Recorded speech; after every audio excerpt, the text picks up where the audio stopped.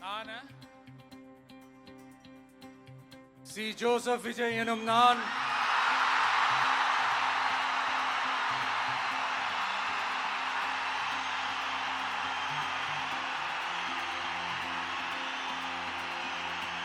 சட்டப்படி அமைக்கப்பெற்ற இந்திய அரசியல் அமைப்பின்பால் உண்மையான நம்பிக்கையும் மாறா பற்றும் கொண்டிருப்பேன் என்றும் இந்திய நாட்டின் ஒப்பில்லாத முழு முதல் ஆட்சியையும் ஒருமையையும் நிலை நிறுத்துவேன் என்றும் தமிழ்நாட்டு அரசின் முதலமைச்சராக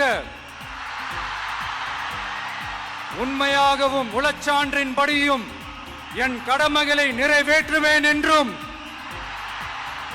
அரசியல் அமைப்பிற்கும் சட்டத்திற்கும் இணங்க அச்சமும் ஒருதலை சார்பும் இன்றி விருப்பு வெறுப்பை விலக்கி பலதரப்பட்ட மக்கள் அனைவருக்கும் நேர்மையானதை செய்வேன் என்றும் ஆண்டவன் மீது ஆணையிட்டு உறுதிமொழிகிறேன்.